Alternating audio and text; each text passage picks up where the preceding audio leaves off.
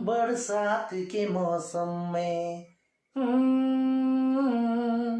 तन्हाई के आलम में बरसात के मौसम में तन्हाई के आलम में मैं घर से निकल आया, बोतल भी उठा लाया। ना बाबा ना, बोतल उतल उठाने वाला काम नहीं, ये तो गाना में चला गया। बोतल मत उठाइएगा, कलम उठाइएगा, ठीक ना। क्लास 11 सूत्र 1.5 चैप्टर सेट। चैप्टर का नाम हुआ समुच, अंग्रेजी में कहा सेट। एकर एक्सरसाइज नंबर 1.5 उसी का आज हम लोग फॉर्मूला कवर करेंगे।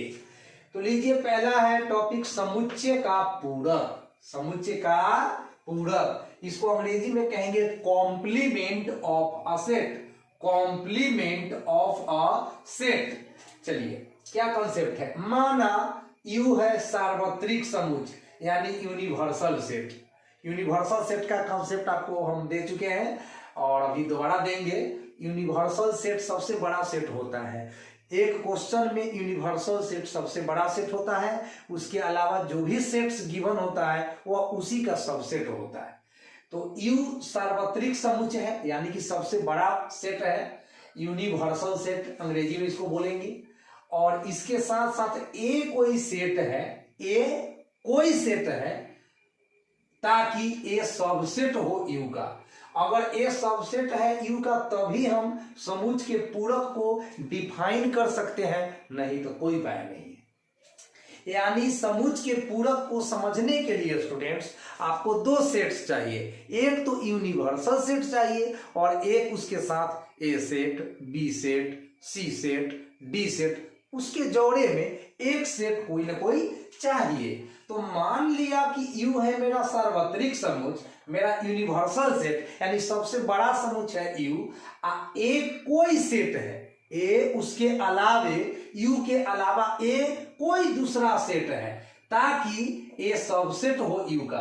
मतलब ए का प्रत्येक सदस्य यू में मिल जाना चाहिए। ये सबसेट का चिन्ह है स्टूडेंट्स। इसका मतलब होता है ए में जितने भी सदस्य हैं वह यू के भीतर मिल जाना चाहिए। अगर ऐसा है तब ए डैश, ये क्या है, ए डैश। ए डैश का ही मतलब है कॉम्प्लीमेंट ऑफ ए सेट। मतलब ए कोई सेट है और ए डैश सेट ए का कॉम्प्लीमेंट है। तो इसके लिए यूनिवर्सल सेट में से यू ए को आप माइनस कर दीजिए। ए डैश बराबर यू माइनस ए। मतलब जिस किसी सेट का आपको कॉम्प्लीमेंट ज्ञात करना है, जिस किसी सेट का आपको कॉम्प्लीमेंट ज्ञात करना है उसको आप यू में से घटा दीजिए, यू में से बाहर कर दीजिए, आपको मिल जाएगा समुच्चय का पूरक। अगर बी का पूरक निकालना है तो u माइनस बी, अगर सी का पूरक निकालना है तो u माइनस सी, अगर डी का पूरक निकालना है तो u माइनस डी। राइट। आशा करता हूं कि आप लोग बहुत अच्छा समझते हैं, समझ में करिएगा। तो ए डैश बराबर यू माइनस ए, सूत्र याद रखिएगा, यही है कॉम्प्लीमेंट ऑफ ए सेट के लिए फॉर्मूला। और इसको हम लोग समुच्चय निर्माण रूप में लिखेंगे।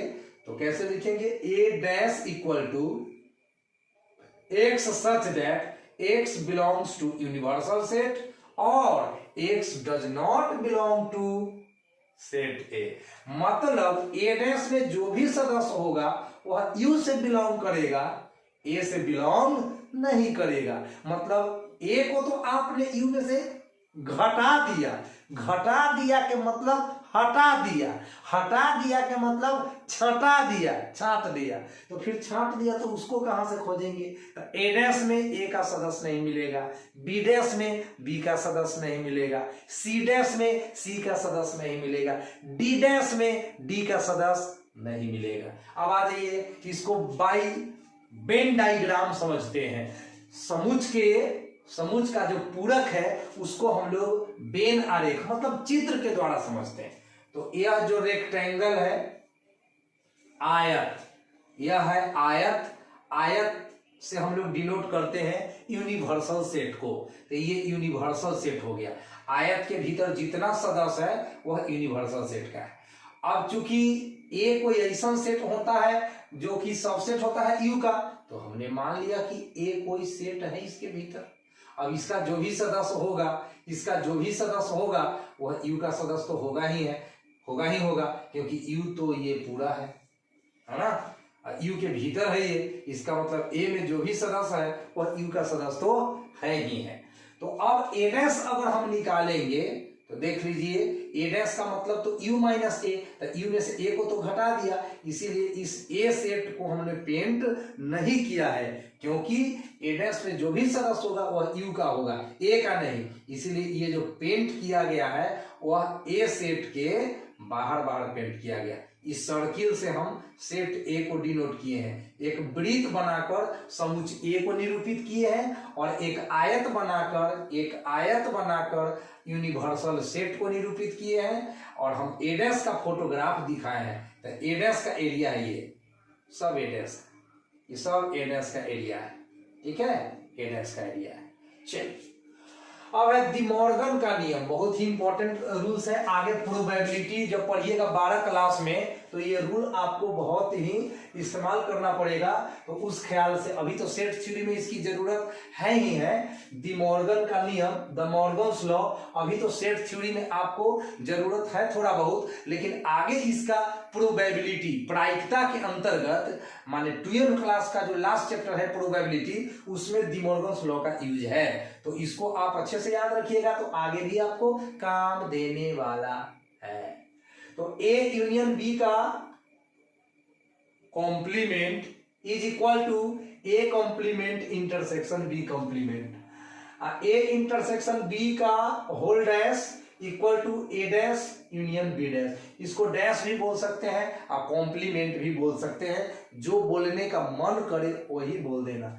ए यूनियन बी का whole dash equal to A dash intersection B dash. अब गौर कर लीजिए, इधर यूनियन है तो उधर इंटरसेक्शन है, इधर इंटरसेक्शन है तो उधर यूनियन है। याद रखने के लिए बता दिया हूं, ये ट्रिक से याद रखिएगा। Special note, A union A dash ये यू के बराबर होता है, ए इंटरसेक्शन ए डैश ये फाई के बराबर होता है, ए डैश का होल डैश ए के बराबर होता है, फाई डैश यू के बराबर होता है, यू डैश फाई के बराबर होता है। तो ये 5 क्या है? Properties of complement of a set. माने कॉम्प्लीमेंट ऑफ ए सेट का मतलब ये गुण है, प्रॉपर्टी है, गुणधर्म है। इसमें एक को मैं साबित करके बता देता हूं, उधर पहला को मैं प्रूफ कर देता हूं, और बाकी को आप प्रूफ कर लीजिएगा, और दिक्कत होगा तो कमेंट करके बता दीजिएगा, उसके लिए अलग से वीडियो बना देंगे। हालांकि बहुत आसान है, अगर एक समझते हैं तो बाकी कर सकते हैं। Yes you can do.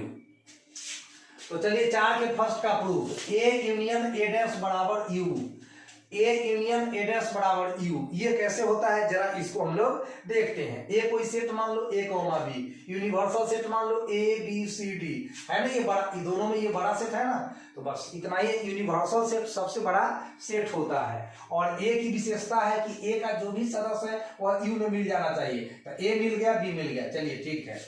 अब ए डैश निकालना है, ए डैश निकालना है तो ए डैश का फॉर्मूला u माइनस ए है, ए डैश का फॉर्मूला u माइनस ए है, ए डैश का फॉर्मूला u माइनस ए है। तो चलिए यहाँ पर मैंने लिख दिया ए डैश बराबर u माइनस ए, तो u का मान a b c d, और a का मान a कॉमा b। अब घटाने के लिए क्या करते हैं, जो कॉमन है उसको काट देते हैं। दो सेट्स को अगर घटाना है तो दोनों में जो कॉमन है उसको काट देते हैं।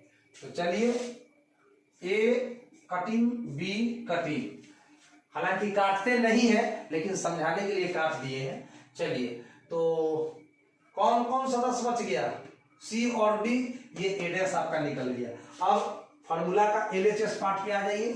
एलएचएस है A union A dash, A union A dash. तो ए के वैल्यू डालेंगे A comma B union A dash का value C comma D. A union B का फंक्शन क्या पढ़े हैं, जब दो सेट का यूनियन निकालने हैं तो कैसे निकालने हैं, दोनों का टोटल एलिमेंट उसमें चला जाएगा। तो इसका भी 100 सदस्य जाएगा, इसका भी 100 सदस्य जाएगा। तो ए बी सी डी, अब ए बी सी डी किसका वैल्यू है?